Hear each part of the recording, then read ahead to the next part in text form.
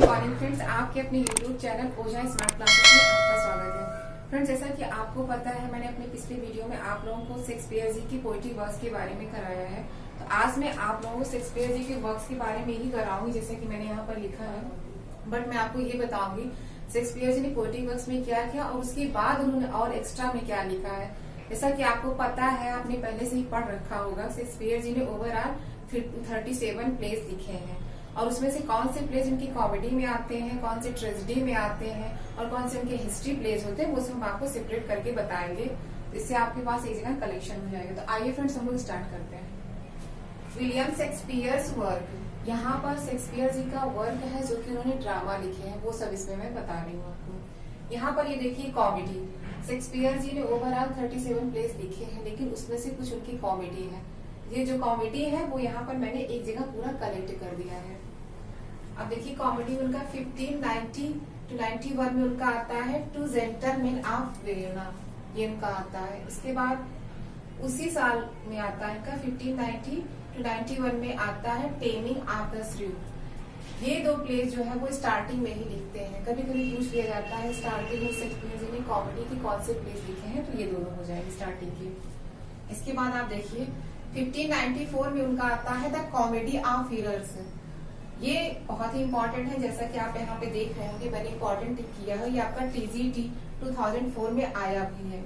और जैसा कि आपको पता है TGT PGT में क्वेश्चन रिपीटेड होते हैं, तो क्वेश्चन रिपीट हो सकते हैं इसलिए, और ये इंपॉर्टेंट भी है, तो इसको आप लोग ऐसे ही नोट करिएगा। इससे आपको लगे कि इंपॉर्टेंट है तो हाईलाइट करके लिखिएगा।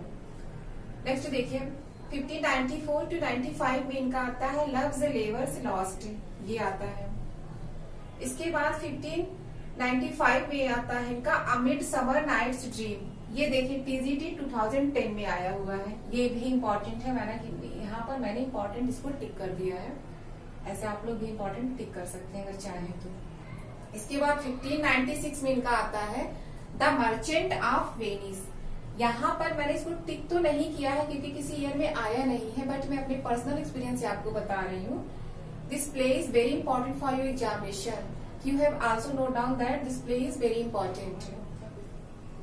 यहाँ पर अब आप देखिए 1597 to 98 में आता है द मेरी वाइव्स ऑफ विंडसोर, ये इनका प्ले आता है।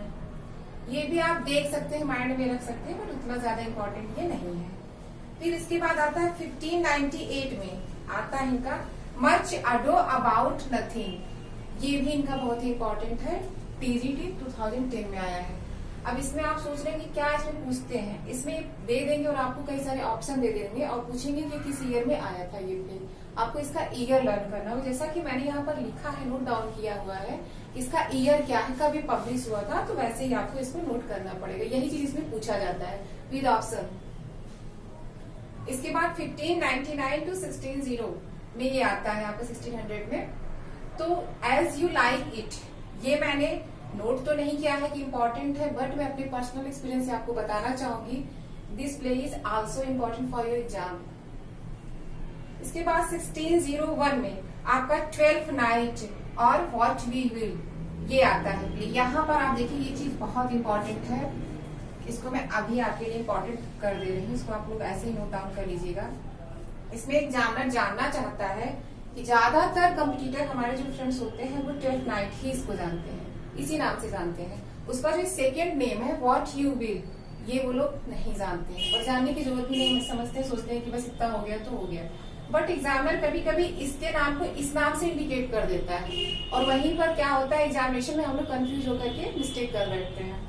तो आप इसको इस नाम से और साथ में इस नाम से भी जानिए, और ये कब आया है ये चीज भी इम्पोर्टेंट है, इसको भी जानिए। नेक्स्ट पॉइंट देखिए 1603, इसमें आता है मेजर फॉर मेजर, ये उतना इम्पोर्टेंट नहीं है, बट एग्जामिनर कुछ भी पूछ सकता है, इसके बजाय इसको पूछ लिया तो आपको ये भी माइंड में रखना ही पड़ेगा।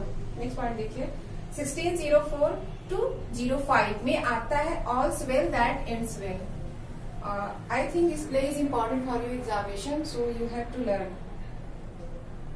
इसके बाद 1609 में आपका आता है विंटर्स टेल, ये आपके लास्ट के प्लेस है, तो कभी कभी एग्जामिनर या तो स्टार्टिंग से उठा के पूछता है या तो फिर बीच के पीरियड के जो प्लेस होते हैं थोड़ा इंपॉर्टेंट होते हैं वो पूछता है, या तो फिर लास्ट में चला जाता है, लास्ट के प्लेस पूछता है, तो इसलिए आप इसको भी इम्पोर्टेंट के उसमें रखिएगा अपना।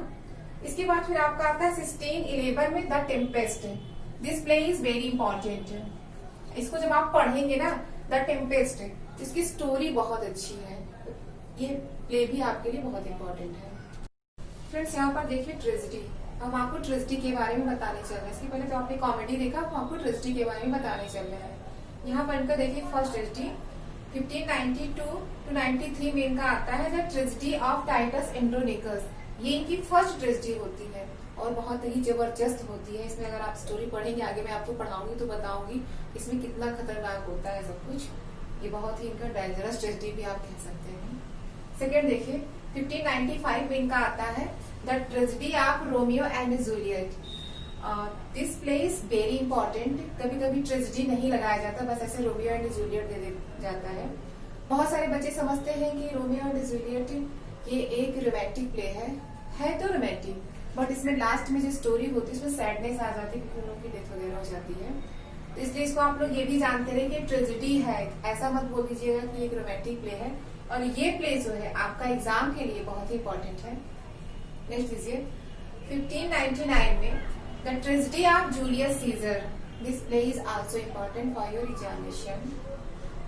इसके बाद 1600 to 01 में इनका आता है द ट्रेजेडी ऑफ हैमलेट, या फिर इसी को बोलते हैं प्रिंस ऑफ डेनमार्क। इसमें जो हैमलेट होता है वो डेनमार्क का प्रिंस होता है, इसीलिए साइड में ये भी लिखा रहता है। और कभी कभी नहीं लिखा जाता है, एग्जामिनर जानना चाहता है कि हैमलेट कहाँ का प्रिंस होता है।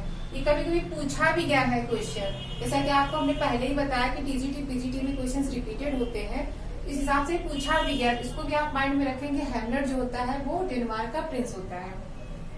ये इंपॉर्टेंट है, इसको मैंने टिक भी किया है, आप लोग देख लीजिए, इंपॉर्टेंट है। सेकंड देखिए 1602 में इनका आता है the history of Troilus and Cressida. This is also a tragic play you can say. Next देखिए 1603 to 1604 में इनका आता है the tragedy of Othello, the Moor of Venice. इस चीज को भी आप जानते रहिएगा, ओथेलो कहाँ का मूर होता है, वेनिस का मूर होता है। ओके, नेक्स्ट देखिए 1605 में इनका आता है the tragedy of King Lear. ये King Lear is very important for your examination. और मुझे कहीं कहीं ऐसा लगता है कि ये किंग लियर जो है प्रेजेंट टाइम के रियल लाइफ से भी काफी हद तक ये रिलेट करता है। किस तरीके से किंग लियर खुद गलतियां करता है और लास्ट में उसको पछतावा होता है, तब उसके पास कुछ नहीं बचता है, एवरीथिंग फिनिश हो जाता है उसका। और रियलिटी में भी आप देखेंगे तो ये चीजें आज के सामने घटित हो रही हैं। जब मैं आपको पढ़ाऊंगी भी तो मैं आपको बस बता रही हूँ कौन सा कॉमेडी है, कौन सा ट्रेजेडी है, सब डिवाइड करके मैंने आपको दे दिया है। लेकिन जब मैं आपको डिटेल में पढ़ाऊंगी उसमें मैं आपको समझाऊंगी कैसे कैसे इसमें क्या क्या होता है, और प्रेजेंट टाइम में भी वैसे ही हो रहा है। नेक्स्ट देखिए 1605 में ही जब ये आता है इनका द ट्रेजेडी ऑफ किंग लियर, उसी साल इनका ये भी आता है the life of Timon of Athens. ये भी इनका एक ट्रेजिक प्ले है, ये भी आता है, ये इतना इम्पोर्टेंट नहीं है। इसके बाद 1606 में इनका आता है the tragedy of Macbeth. This play is also very important.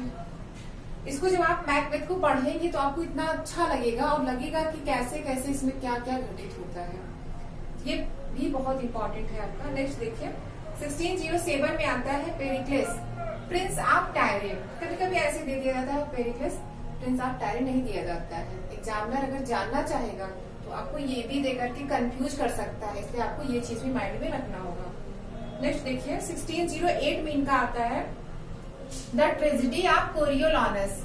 ये सब इनके लास्ट के प्लेस हैं। कभी कभी एग्जामिनर लास्ट के प्लेस के बारे में पूछ बैठता है और बच्चे क्या करते हैं, हम लोग कंप्यूटर लोग स्टार्टिंग के देख लिए, बीच के देख लिए, लास्ट के छोड़ दिया, अरे जाने दो ये तो हो जाएगा, बट लास्ट के भी आपको देखने पड़ेंगे जो एकदम से लास्ट में है। इसके बाद इनका नेक्स्ट होता है 1610 में आता है द ट्रेजेडी ऑफ सिम्बेलाइन। ये भी इनका आता है 1610 में। इसके बाद आप यहाँ पर देखिए 1613 to 14 में इनका आता है द टू नोबल किंग्समैन। और इसकी सबसे खास बात क्या है, इसलिए ये इम्पोर्टेंट हो जा रहा है, यहाँ पर हम इम्पोर्टेंट भी नोट डाउन कर दे रहे हैं, क्योंकि इसमें को आथर्ड विथ जॉन फ्लेचर। इसको दो लोग मिलकर के लिखते हैं, शेक्सपियर और जॉन फ्लेचर जी मिलकर के लिखते हैं, इसलिए ये प्ले इम्पोर्टेंट इनका हो जाता है।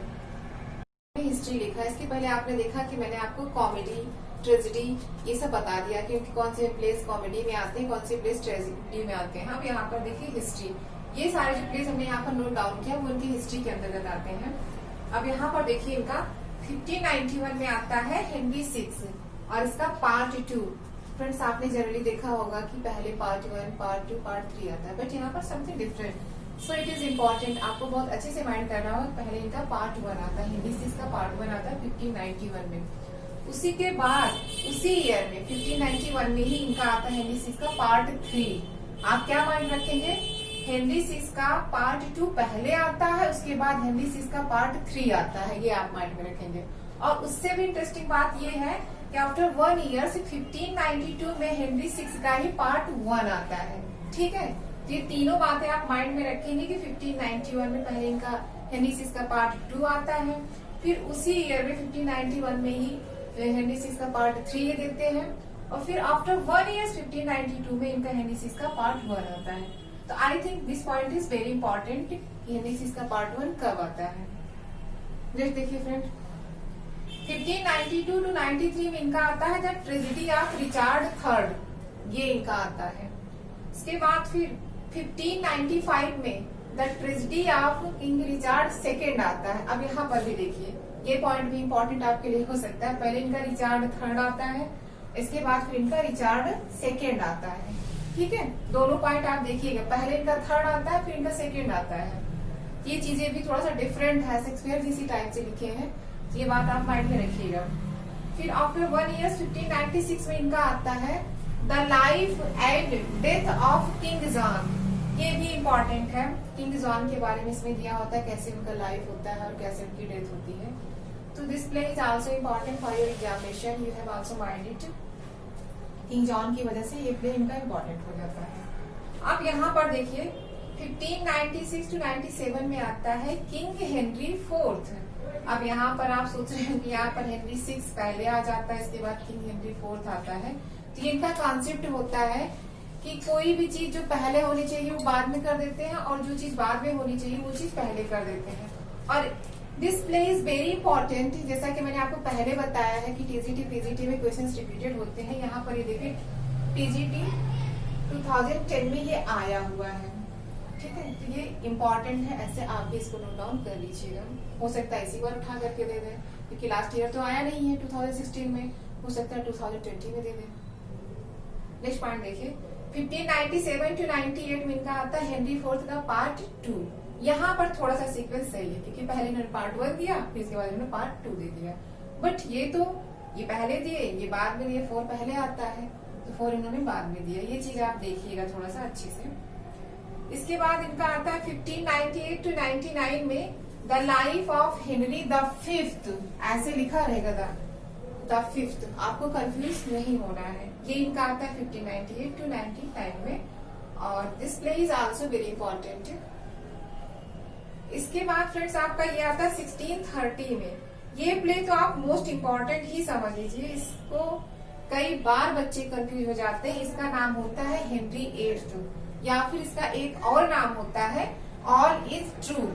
बच्चे ज्यादातर हेनरी 8th के नाम से ही जानते हैं, ऑल इज ट्रू नहीं जानते हैं। और एग्जामिनर पूछता कैसे है, इसको पूछ लेता है, इसको छोड़ देता है, और बच्चे वहीं पर कंफ्यूज हो जाते हैं। और इसका ईयर भी आप याद रखिएगा, ये चीज ये लास्ट का है और बहुत ज्यादा इम्पोर्टेंट है, क्योंकि ये हमने कई बार देखा है, मेरा पर्सनल एक्सपीरियंस भी है कि ये प्ले हो सकता है इसी बार उठा करके दे दें। लास्ट टाइम दिया नहीं, हो सकता है इसी बार उठा के दे दें। इसके पहले तो रिपीट हुआ है, बट इस बार नहीं हुआ है, तो हो सकता है इस बार ही आ जाए। 2016 में नहीं आया है, तो हो सकता है 2020 में उठा करके दे दें। तो आपके लिए ये इम्पोर्टेंट है।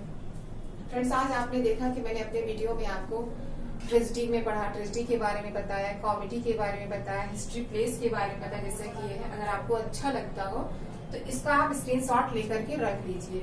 और फ्रेंड्स, अगर आपको हमारी वीडियो हेल्पफुल लगी है तो प्लीज इसे लाइक शेयर और सब्सक्राइब कर लेना।